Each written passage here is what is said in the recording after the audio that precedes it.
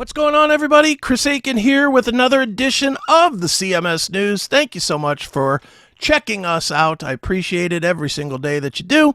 Make sure you spread it around. Let people know that we do this every single day so that we can get more people checking it out. If you would, please, and do all the podcasty stuff, would you? You know, like, share, comment, blah, blah, blah, follow. Y'all know the drill. You don't need me to keep saying it over and over, but I will.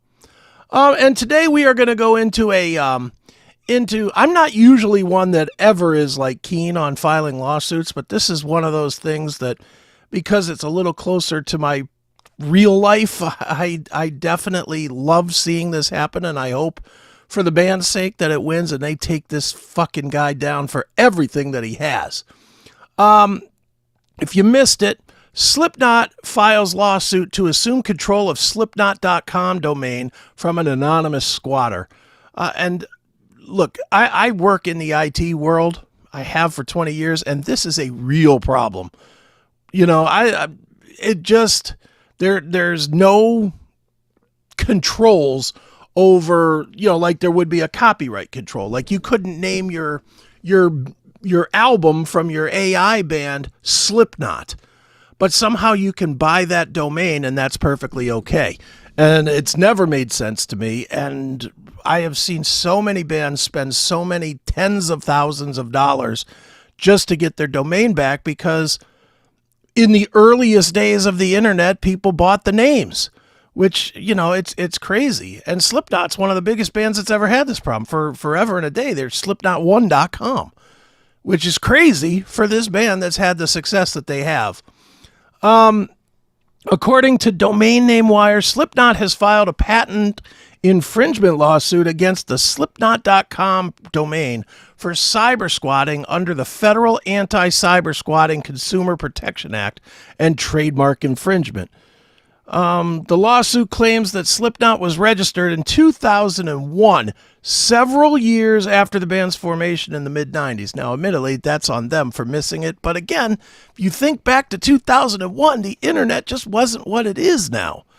You know, I mean, we were, I'm trying to remember back to that time period, but that was right when it was starting to boom. That was when we were getting away from CompuServe and AOL and whatnot and starting to have independent domains and stuff. So, I mean, that was even before you had a cell phone with internet on it.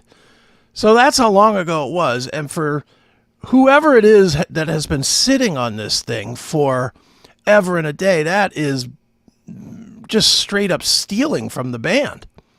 Let's see, back to the story. Slipknot has used Slipknot1.com as the official website, explaining that the lawsuit was necessitated by the fact that the Slipknot.com domain name, whose owner is unknown to Slipknot, is being used to profit from the band's name by providing pay-per-click ad links for concert tickets, Slipknot merchandise, and concert VIP packages. The domain name was registered in an effort to profit off the plaintiff's goodwill and to trick unsuspecting visitors under the impression that they are visiting a website owned, operated, or affiliated with the plaintiff, Slipknot.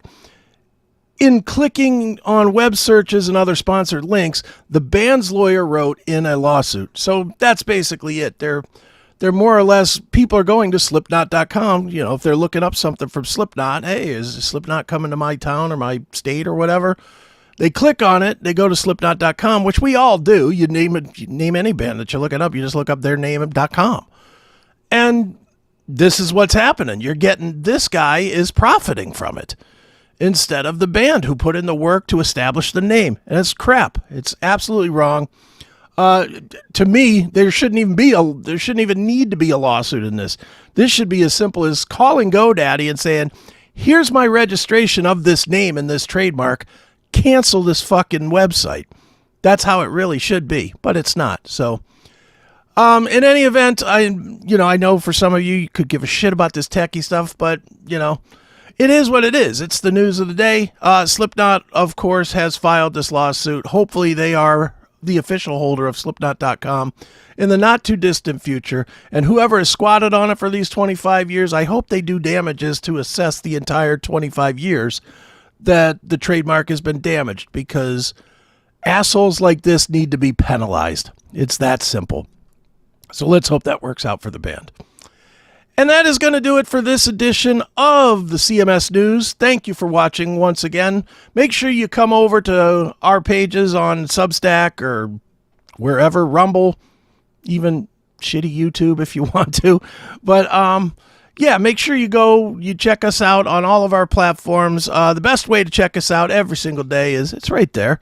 It's classicmetalshow.locals.com. It is free. Their app is great for keeping up with us. All episodes of the shows are there, my 3 shows and all the other shows that are on the CMS network.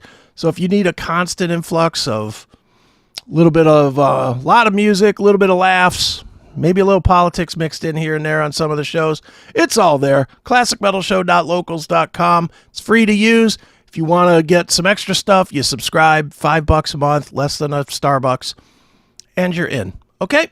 All right. And that's going to do it for this edition of the CMS News. I have been Chris Aiken, and you know what, folks? I will be again tomorrow. See ya.